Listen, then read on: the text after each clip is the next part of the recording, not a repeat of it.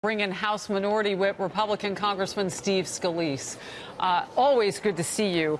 On the program today, I first want to get your reaction to what's bubbling up almost to a volcano pitch on the left side of the chamber.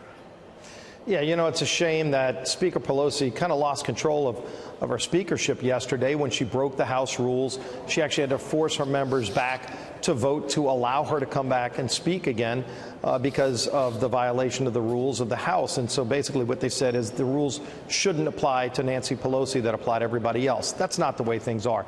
They've got to stop this drumbeat every single day towards impeachment, of harassing the president, his family, his staff. Today you're seeing more legislation on the floor to go after members of his own staff. They want to admonish Barr because he didn't break the law. To comply with what they said would have required him to break the law. This is ridiculous. People want us to be focusing on real issues. There is a crisis at our border right now as we speak, and they won't address that problem. The broken asylum laws that are causing thousands of people to flood across our border every single day, they won't work with the president to fix that, to lower drug prices. They want to just keep harassing him and his family, and I think people are fed up with it. So another part of this coverage has to do with what the president is talking about and that vote yesterday. You talk about those 4 GOP, 1 independent who went along with Democrats, but out of 197, that might look like unity. Here's what the president said. He was touting the GOP unity. So great to see how unified the Republican Party was on today's vote concerning statements I made about 4 Democratic congresswomen. If you really want to see statements, look at the horrible things they said about our country, Israel, and much more. So I'm reading a tweet there. Your reaction? Well, if you think about many of the anti-Semitic things that some of those members of Congress said, just last week, AOC called Speaker Pelosi a racist. Where are the admonitions for those kind of things? They've never been willing to stand up against their most radical elements of their caucus, the squad, and the others associated with them. And frankly, they're all part of that socialist Democrat Party now because they're condoning that kind of approach to government. And by the way, when you look at some of the things that have been said towards this president, they said he colluded with Russia when he never did. You even had some of them saying that people that are coming across the border illegally are being forced to drink out of toilets. That's not even happening, yet they continue to say these kind of false and degrading things and knocking our country every single day.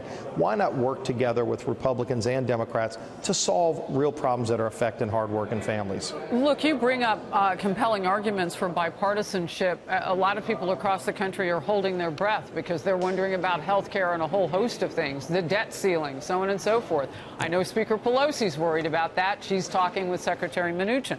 But at the bottom of all of this, the common denominator is this fight among Democrats. And could it, and I'm wondering, Congressman, does this become so distracting that before the break you don't get anything done as they fight amongst themselves? Well, people are tired of them fighting amongst themselves and fighting for power. It's really what it's all about. Is that what it's about? It's all about fighting for power, for more power. Those that have power want even more. And families are saying, just help us lower drug prices. Among those 4 women, they only have 4 votes. Well, clearly, Pelosi's told them that. Well, she says that. But then, of course, they've threatened other Democrats in their primaries. And so you've got these rank-and-file Democrats in swing districts that are scared to death to cross AOC and her squad because they feel like she'll take them out in their primary. And she's threatened to do just that. And in the meantime, they're not bringing real legislation to the floor. There are bipartisan things being done to lower drug prices, but Speaker Pelosi won't even bring that to the floor. USMCA, we've got a real opportunity to get a better deal with Mexico and Canada. The president wants it. They want it. The unions want it. Most Democrats want it, yet that won't even be brought to the floor because we've got all of this foolishness going on every single day fighting for power. Can I just pause right there with USMCA? That, I don't know if it has a hard deadline, but it does have a working deadline, right? Like, don't you want to try to get that done so we can go forward on some of those trade issues? Right. There are a lot of things at play. Canada wants to get this done. They've got elections coming up in October. You don't want to get this mogged in to their elections. Mexico's already passed it. It's a better deal for America. They're actually, you look at the state of Wisconsin, for example, or Michigan. There are a lot of areas of Canadian markets that are closed to American products that this allows us to sell more American products products into Canada, into Mexico, and they won't bring it to the floor. I was just with Ambassador Lighthizer earlier, and he's working hard to get this done. Hopefully we can, but it should have gotten done months ago. Well, let's stop the foolishness on the floor. Use the floor to help hardworking families, not to settle personal disputes. You know, I want to go a little deeper with you because I know that you have relationships across the aisle, as many Republicans do. You in particular, though, in leadership, you know Nancy Pelosi. What does she need to say when she steps up to that lectern at any moment to get beyond this point, maybe even about her behavior on the House floor yesterday? Well, I think she ought to address that because it wasn't us alone that said she broke the rules. The majority leader is the one who actually took the chair because another Democrat vacated the chair. And the majority leader is the one who made it clear that she did break the House rules. She ought to own up to that and just say, let's move on. Let's be better than this. Let's actually focus on policy. Stop the drumbeat of bills and legislation and resolutions that aren't going anywhere, that are just designed to attack people based on personalities. We have real bipartisan bills, things that can get done to lower drug prices. We just passed a bill out of committee earlier today to stop all these spam phone calls that come in by the robocalls that people get that annoy them every single day. There was a bipartisan agreement on that.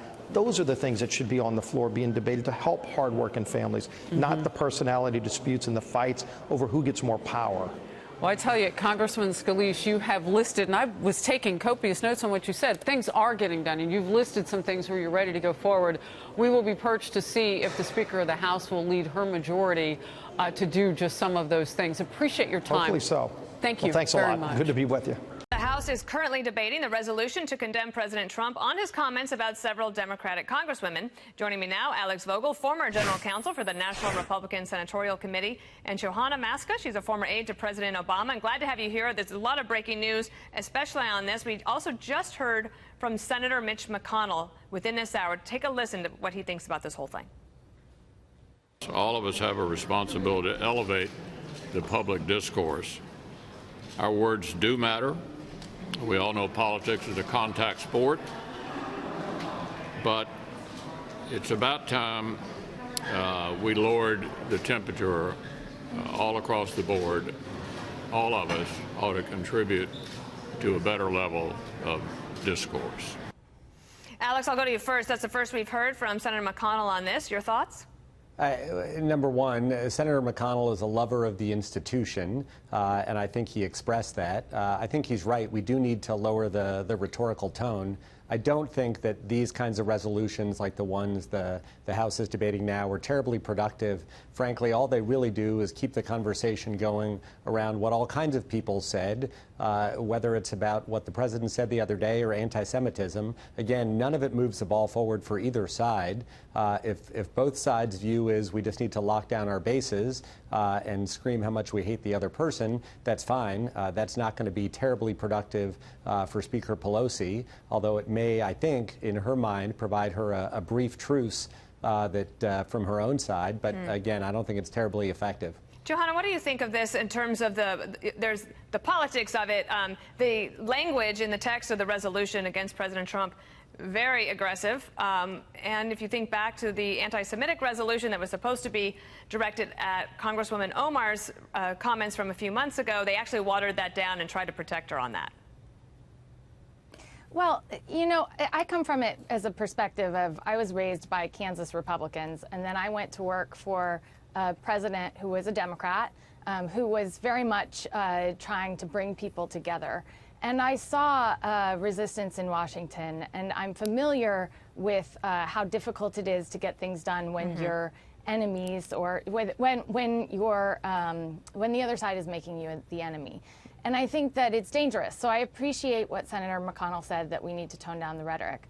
But I also think, you know, you and I, Dana, we worked for presidents who realized the gravity of their words, and that when they got into the White House, that they represent all people. And I think that the president's language that he uses is important. And so I'm glad to see some of the Republicans coming out and calling out the president for what is nativist, what is racist, and what is unfortunate for our country, which is built on immigration. Senator McConnell specifically said, Alex, that President Trump is not racist. You did have a few Republicans who strongly came out and said, look, there's a bridge too far, don't say these types of things. But we do have the politics of it all that we have to deal with. How important is it, before we switch topics to immigration, how important is it, do you think, that they get this done so that they can try to finish some of this important legislative work they have before their self-imposed deadline of next Friday, before they recess?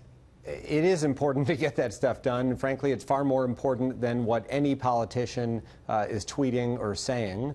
That's the real business. And I would argue that all members of Congress, as well as the president, need to watch the way they speak and try and drive that level of public debate and discourse towards the policy end of the spectrum and not the personal. A lot of this has been centered around the issue of immigration. We've been fighting about this in our country for a long time. As Johanna, you know, the Obama administration tried, the Bush administration tried, the Clinton, and it goes back and back.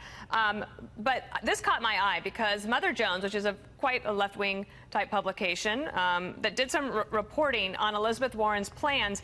And Kevin Drum wrote this: "Are Democrats now the party of open borders?" He says, "I have previously criticized Republicans who accuse liberals of wanting open borders. President Trump tweets about this endlessly. But I have to admit that it's hard to see much daylight between Warren's plan and de facto open borders." And we have a list of some of the things that she would provide. And basically he was saying, is there anybody who would actually would not get in trouble for crossing illegally? What do you think of that? So I would say that the Democrats are absolutely not the party of open borders. And I think a lot of times what happens is people try to scare the other side into believing that, you know, change is going to result in negative but this is coming from Mother Jones. The reporter also was pro the Iraq War before he was against it. So, you know, yes, it's coming from Mother Jones. Yes, it's questioning, you know, what are the policies of the Democrats. But here's what I would say is that Democrats are proposing policies while Trump is talking about a wall. That I remember Steve King was walking around in Iowa as a congressman with a little mini built wall. And it's not like it's a, you know, policy prescription that was out there that, you know, people were saying, oh, this will help eliminate the border crossings. In fact, the alternative Well, he's actually also talking about in particular, on the asylum laws. He's asking Congress to change the asylum laws to try to prevent people from coming here so that they don't have the hardship of coming across. And now they're trying to do that through executive action. Alex, I'll give you the last word on how that might go.